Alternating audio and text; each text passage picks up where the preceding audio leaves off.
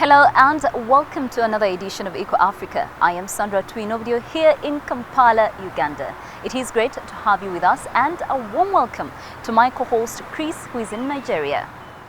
Hi Sandra and hi everyone. I'm Chris Ilems in Lagos. Glad you tuned in. We've got 26 minutes of exciting environmental stories coming up for you today. This time we'll look into how to make something useful and beautiful with cigarette butts, while it's worth converting conventional motorbikes to electric ones in Rwanda, and how solar energy is helping small businesses thrive in Mali. This week we start off in South Africa with animals that are often overlooked but essential for keeping nature in balance: toads. And as road traffic increases, it's becoming increasingly difficult for them to move from A to B. Fortunately, they have some hard-working helpers to get them where they want to go.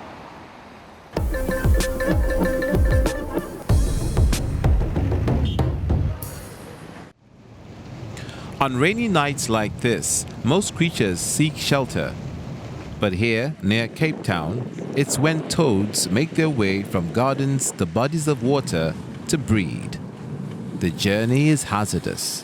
That's why Susie Jakul co-founded the organization Toad Nuts. She and other volunteers spend night after night patrolling the dark roads to make sure the toads get across safely. This is a western leopard toad. It's an endangered species. It's also a flagship species for the biodiversity in the area that we live in. And you only find this creature in Cape Town in the whole wide world. That's why it's so special. We drive up and down and we save them, otherwise they'd be killed off the roads. And yeah, they're very beautiful. The work also makes for some incredible contact with these apparently trusting creatures. The volunteers use an app to record data on the toad's sex, size, and the direction they're heading. The animals are then released near the ponds where they breed. I can't make a difference with all of the things that go around in the world and all of the animals that die and go extinct, but I can make a difference in my own backyard about an animal that is going extinct. And every animal that we save, we can really make a big difference. After analyzing data from multiple sources, Cape Town's Environmental Education Trust designated several sites for the construction of toad tunnels, underground passageways that keep the amphibians safe from traffic.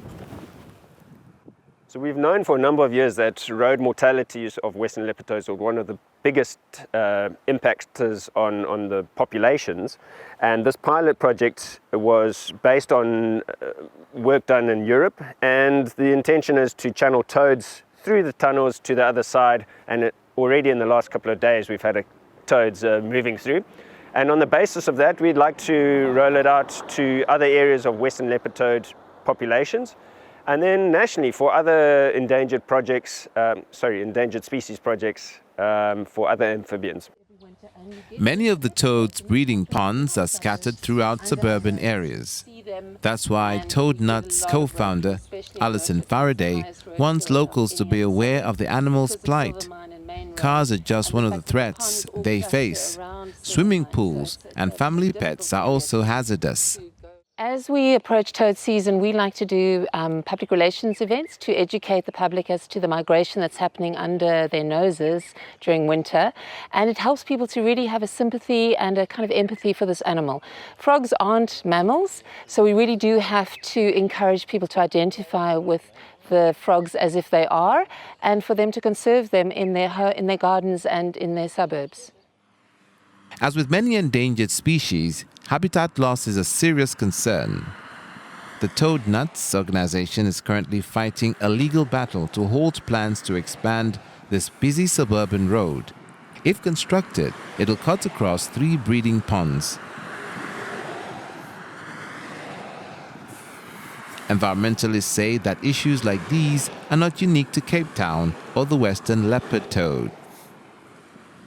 Globally and in South Africa, we've lost something like 70% of our wetland habitats. Wetland habitats can range from anything from these reedy coastal wetlands through to grassland seepages, and so there's many threatened frog species that are associated with these habitats across the country, and it's really important that we protect them, not just from these flagship threatened frog species perspective, but from a water provisioning and flood protection point of view as well.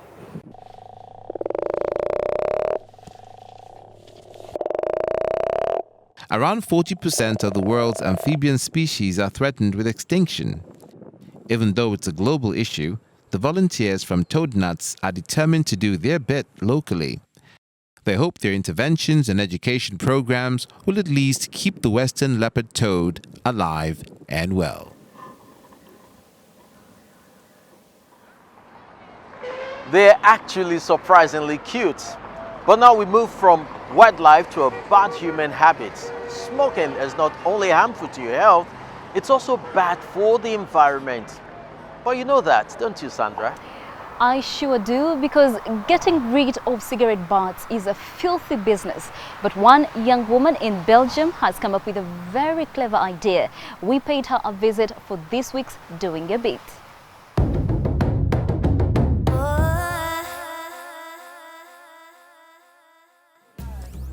Cigarettes are not just terrible for your health, they are devastating to the environment. One cigarette butt contains 4,000 toxic chemicals, enough to pollute 500 liters of water, and each takes 15 years to decompose. Could this common waste product be used to make something useful? Brussels-based designer Audrey Speyer has found a way. I studied the microremediation technique, which is a technique to depollute industrial zones using mushroom culture. I've selected strains of mushrooms that neutralize pollutants from cigarette butts. First, she mixes the butts with straw and hemp, which have been laced with the fungus spores. This digests the cigarette butts and absorbs their toxic waste. Within 2 weeks, the mulch becomes a pliable mass. That micromaterial is allowed to grow and harden for another 2 months in an ashtray mold. Then it is dried. A large ashtray contains around 150 cigarette butts, some of which are still visible. We would like to work with festivals, restaurants, bars, nightclubs, and other places where there are a lot of smokers. With our ashtrays, we're aiming to raise awareness with smokers. We hope to encourage them to discard their cigarette butts in places where our ashtrays are located, and then we'll decompose their butts. Audrey Speyer is now planning to see whether her micromaterial could be used as an environmentally friendly form of insulation. In the construction industry, for instance. It's an idea with a promising future for the environment and for her startup.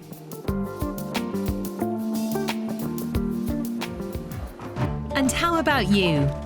If you're also doing your bit, tell us about it.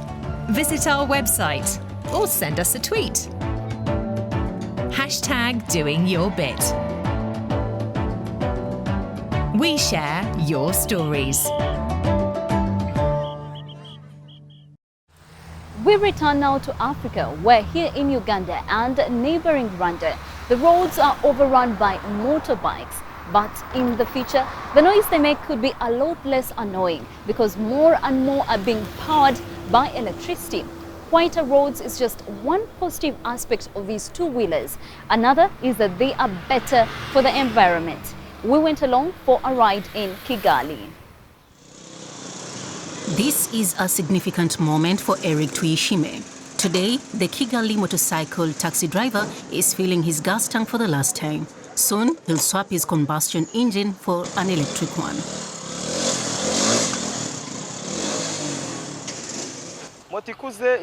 Operating a transport business using an old motorcycle like mine is really difficult. It breaks down a lot, so at times I have more expenses than profit. That's why I'm converting it into an electric motorcycle. But operating costs aren't his only concern. Tuyishime has been driving a motor taxi for 7 years. He's also aware of the pollution reaving his engine creates. So he was glad to take the advantage of a project initiated by the Rwandan Environment Management Authority in cooperation with a UN development program. It aims to phase out traditional engines and retrofit them with electric drives. That's done in this workshop in Kigali. Eric Tuyishime received a loan from his taxi cooperative to cover the cost of around 680 euros. That's 3 months' salary, a lot of money for a small businessman. But he's been assured it's worth the investment. You don't need oil. Our motors are service-free. And you don't need service a chain. We don't use chains. All those costs, they are kept by the rider. So to them, it's a benefit. And for the time being, maintenance is free of charge. So far, around 100 motor taxis have been retrofitted, and demand is growing. I'm receiving big number of orders for not only for new electric bikes, but also the retrofitting of the old bikes. So this is a positive response of the market, on Rwandan market. And even other countries, neighboring countries are calling me, are asking me about the product. After a few hours, the transformation is complete. Tuyishime's motorcycle now runs on 2 batteries. Each provides power to cover about 60 kilometers. Once they're empty, they can be swapped for charged batteries at a collection point. The empties are picked up by a truck, also e-powered of course, and then charged at a central location. One charge costs about 76 euro cents. After about 30,000 kilometers, the retrofit starts to pay off due to the savings on gasoline. About 50% of licensed motorcycles in Rwanda are motor taxis. By 2026, Rwanda's Environment Authority wants to see at least half converted to electric drive. All motorbikes were to convert from fossil fuel to electric powered motorbikes, we would be able to save around 9 billion per year. And this is almost 45% of the total amount of fossil fuel that we would be saving as a country.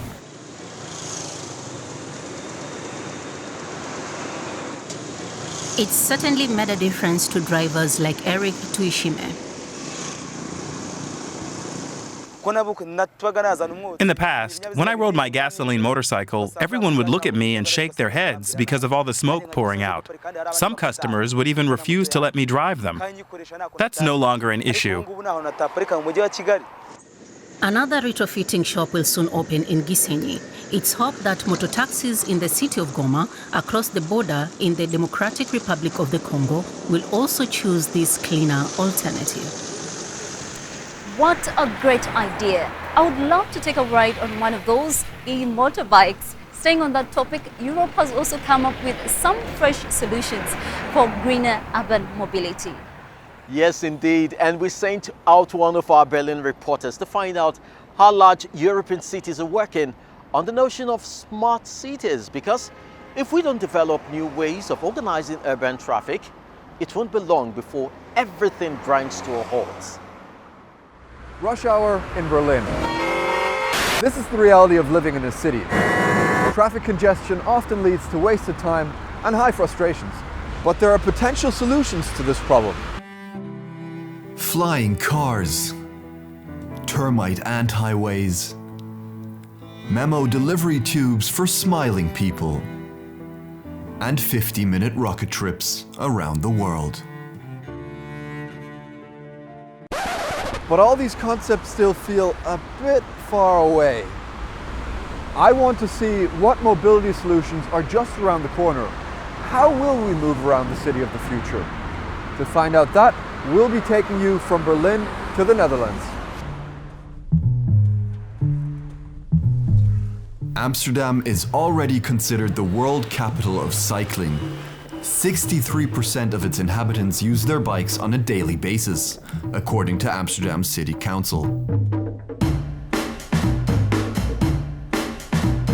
But that doesn't mean the Dutch don't have their fair share of car problems too. Running, running, running. This is Stefan van Dijk. He's head of innovation at the AMS, which stands for Amsterdam Institute for Advanced Metropolitan Solutions. Where do you see the biggest problems with the way we move around as people in cities today? Yeah. So if you look at the cities that we now live in, and also Amsterdam in particular, we are still addicted to vehicles and combustion engine vehicles. Everywhere in the world, especially in cities, people are driving from A to B. So what we still see is a lot of noise pollution, air pollution, greenhouse gas emissions, and traffic jams. And in the end, if you think about it, all around the world, congestion is often caused by bad traffic management. Meet Boris Koch. He's in charge of testing smart traffic lights for the district of North Holland. Traffic lights that can talk to cars. Part of smart mobility is that we digitize the infrastructure and we connect everything to each other. To show how the system works, could you kind of talk us through it? Yeah, what we have here, what we're experimenting with are the intelligent traffic lights. We estimate that you can get around 15% increase of efficiency in traveling across an intersection. To make the flow of traffic more efficient, one idea is to link groups of vehicles together into platoons. They form a platoon by communicating, and they also communicate to the traffic light that the platoon is approaching. And then you can have multiple trucks cross through a green light, which saves a lot of fuel. Because a big truck stopping and starting again could cost 1 liter of diesel. While Boris Koch is developing the traffic management system of the future, the AMS is bringing an old concept back from the grave to make it fit for the 21st century. Yeah. What will mobility look like in the smart city of the future? Yeah. So actually this is quite an interesting question, and of course if you look at the mobility developments and where we should go, it's still something that is always very hard to predict. But we can design and think about the future vision for a city where we really would like to live in. And this combination of mobility solutions that are easily accessible is probably the best way forward. So we need new concepts and new ideas, and one of these new concepts is rowboat. Yeah. What is rowboat? The whole concept of rowboat, of course, it's an autonomous system. We were thinking about how can we revitalize the old infrastructure of Amsterdam and also in other cities that have waterways, but try to work on a system that can be operated 24/7 hours a day, so also in the night. And why? Because a lot of the logistics services, if you would move them to the nighttime, you can have much more operation and much more efficiency. So over there in the garage, the rowboat prototype is being constructed right now. What makes this boat smart? Well, that's the whole thing about this boat. It will have intelligence on board to make sure that it uses all the data from the sensors to actually navigate in a safe way around the city. The one that's most obvious is the LiDAR. It uses laser to look around, so basically it makes a scan of the area.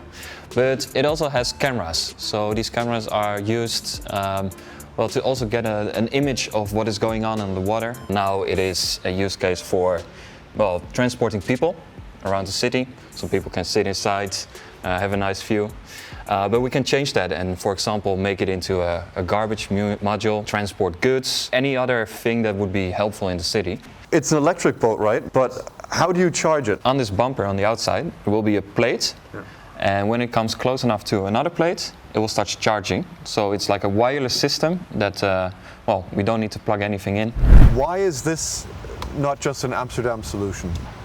We get interests from Stockholm and from London and from Paris and from Singapore that all have waterways that are not being used for moving goods around, or very limited way. So all cities that are based in delta areas or have rich waterways can make use of this kind of solutions. The AMS predicts that we could see autonomous boats like the rowboat become a thing in the next 3 to 5 years. Well, from new ways of managing traffic in Europe and Africa, let's look at producing more power through energy transitions. Solar energy has huge potential in Africa, yet the sun is still not generating as much electricity here as it could.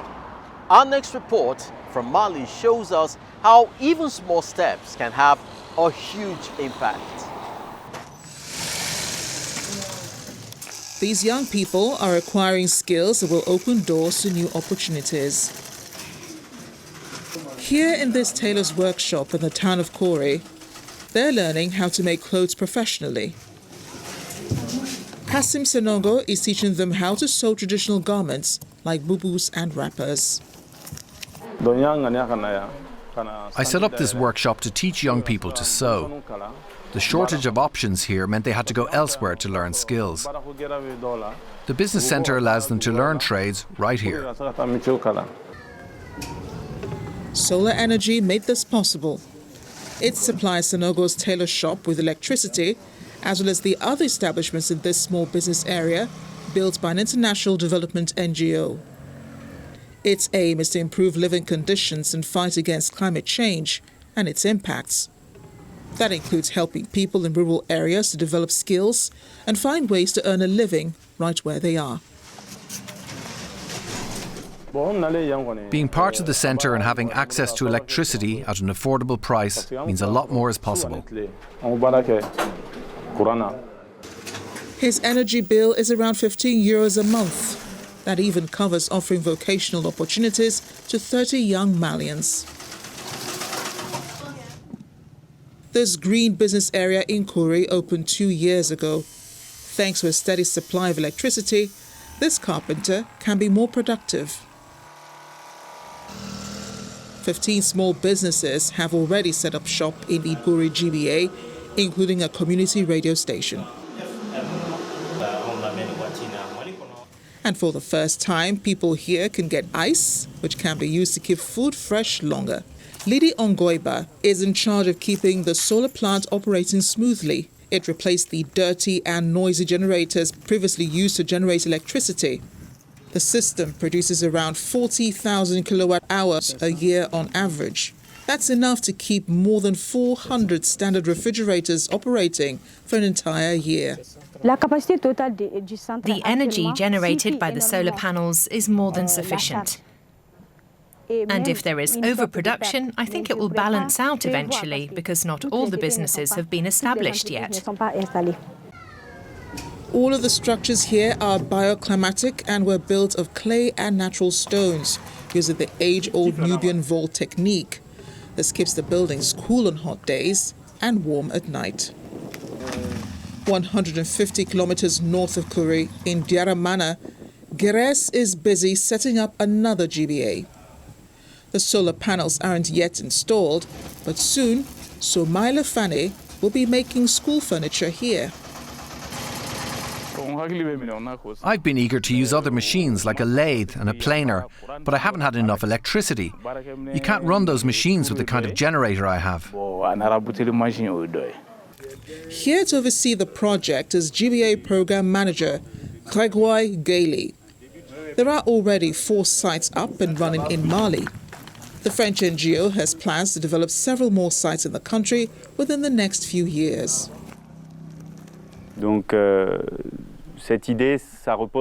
Central to the idea is to engage people on location, to involve members of the local community in the process of setting up the infrastructure.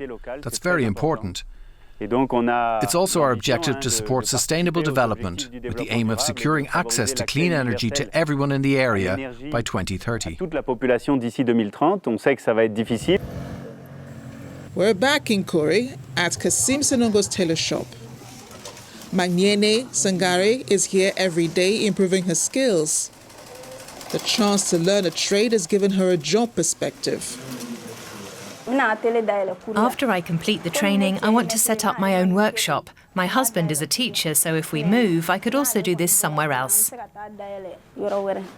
Solar power has enabled people like Kasim Senongo to set up shop near home.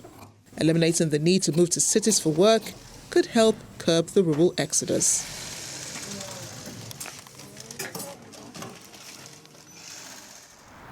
Well, we hope this week's show gave you a few ideas about how we can make our planet greener.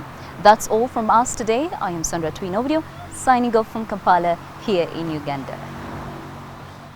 Bye, Sandra. And that's right, every little bit counts. Each of us play a part. For more ideas, check in with us on our social media. I am Chris Lems in Lagos, Nigeria. Be sure to tune in again next week. Until then, take care.